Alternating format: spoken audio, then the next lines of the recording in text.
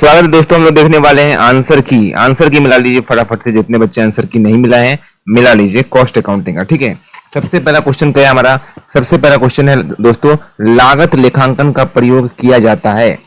इसका right answer क्या हो जाएगा? राइट आंसर ए का 4 हो जाएगा हमारा। बिग एंड स्मॉल प्रोड्यूसर, बड़े एवं छोटे उत्पादकों द्वारा। बताइएगा कमेंट करके कितना आपका सही हुआ। बेहिचक बताइएगा, शर्माना नहीं, अपना भाई समझ के आपको कमेंट करके बताना है कितना आपका सही हुआ। मैं आपका इंतजार करूंगा सर आपके फीडबैक का, और कितना आपने सही किया वो बताइएगा जरूर। लागत पद्धति उपयुक्त है, राइट आंसर बी का 2 हो जाएगा। निर्माणी व्यवसाय के लिए, मैन्युफैक्चरिंग वाले के लिए।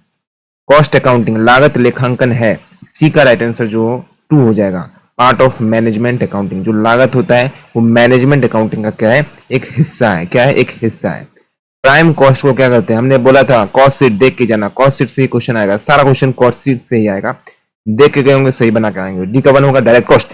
Prime cost is also known as direct cost, प्रत्यक्ष लागत, एंड राइट आंसर हो जाएगा। मिलाते चलो, बताइएगा कमेंट करके कितना आपका सही हुआ। लाइक कर दीजिएगा राजा, क्योंकि कोई बाहर से लाइक करने वाला व्यक्ति नहीं आएगा। आप लोग देख रहे हो और जो आप चाह रहे हो वही देख रहे हो सर। तो आप लोग लाइक नहीं करोगे तो कोई बाहर से तो लाइक करने आएगा नहीं।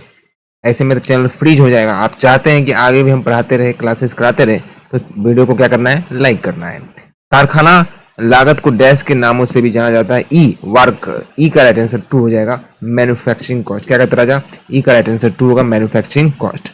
अगर लाभ बिक्री, यदि लाभ बिक्री का 50% है, लाभ बिक्री का 50% है, लाभ बिक्री का 50% है, तो लागत का प्रतिशत होगा क्या? फटाफट से बताओ। अगर यदि लाभ जो है, फिर से, अगर लाभ आपका कितना हुआ है? बिक्री का, बिक्री मान लो चलो अगर 100% है, उसका 50% है, तो भैया यदि लाभ बिक्री का 50% है, बिक्री का 50% है, तो लागत का प्रतिशत क्या होगा? फटाफट से आपको बताना है। तो राइट आंसर क्या होगा राजा? आप लोग बताइएगा। इसका जो है होल्ड कर रखते हैं एफ का। आप कमेंट करके बताइए क्या आप लगाए हैं। ठीक है, तब तक हम क्या करते हैं? जी का आपको बताते हैं। तब तक क्या करते हैं? आपको जी का बताते हैं। ठीक है, चलिए। ठेका लागत विधि में ठेका खाता तैयार किया जाता है। जी का राइट आंसर क्या होगा?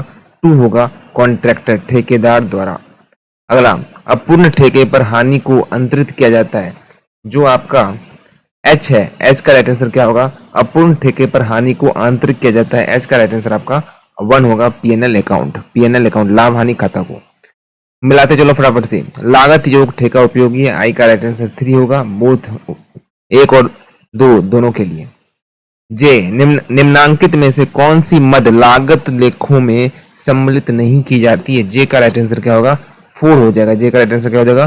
4 हो जाएगा। ऑल ऑफ दीज, उपयुक्त सभी। इनमें से जो लागत होता है वो सम्मिलित नहीं होता। ये भी नहीं होता, ये भी नहीं होता, ये भी नहीं होता है।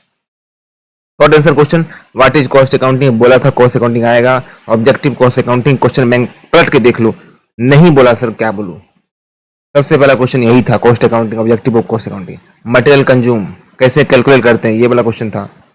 हाँ, कॉन्ट्रैक्ट अकाउंट क्या था भाई साहब?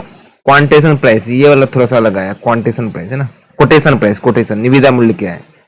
इनडायरेक्ट एक्सपेंशन ओवरहेड बोल के गया था, पढ़ के जाना ओवरहेड। ये वाला क्वेश्चन देखने को मिला। लेकिन जो आएगा, जो मैं बोल रहा हूँ, ये वाला डाउट था, ये नहीं बताया नहीं था मैंने, कोटेशन वाला प्राइस। अदरवाइज ये सारा क्वेश्चन आपको देखने को मिला है, बिल्कुल सारा सारा क्वेश्चन लगा है। कुछ क्वेश्चन हो सकता है जैसे ये क्वेश्चन जो है अलग है, कॉन्ट्रैक्ट वाला कुछ अलग है। ऐसे कॉन्ट्रैक्ट अकाउंट था मेरे में, ठीक है, ऐसे इमेजिनरी स्पेसिमेन नहीं था। अगर लिख के आएंगे नंबर मिलेगा आपको, पक्का पक्की नंबर मिलेगा। लड़ा है दोस्तों क्वेश्चन, सर लड़ा है, कुछ भी बोलो।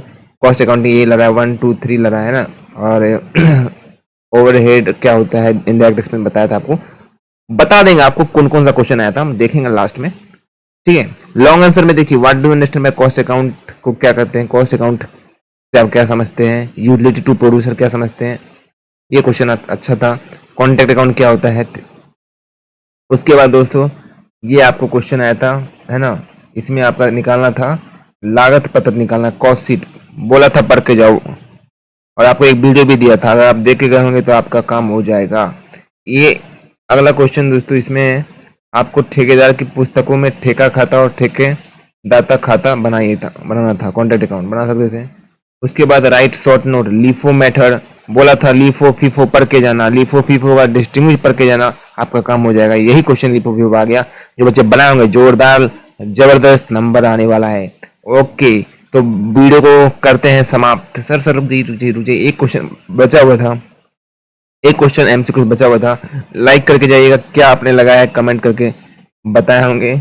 ठीक है, तो अगर प्रॉफिट जो है राजा क्या है, अगर प्रॉफिट 50% है सेल का, अगर जो प्रॉफिट है वो क्या है राजा, 50% है सेल का, तो क्या हो जाएगा राइट आंसर, फटाफट से बताना है।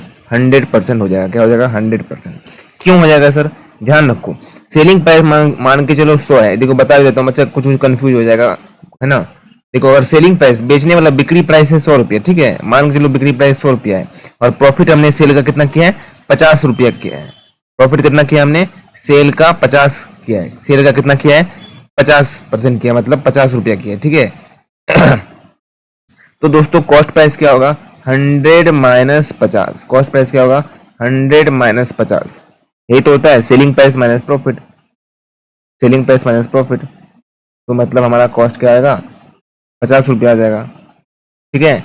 अब हम लोग को परसेंटेज पूछ रहा है कि लागत का प्रतिशत क्या होगा, तो प्रॉफिट बटा कॉस्ट प्राइस 50 बटा 50 इंटू 100 कर देंगे, ठीक है। यहाँ रुक जाइए, नीचे नहीं करते, नीचे करते, 50 बटा 50 इंटू 100 कर देंगे, तो क्या आएगा, 100% आ जाएगा। क्या आ जाएगा, 100% आ जाएगा लागत, ठीक है। Thank you so much.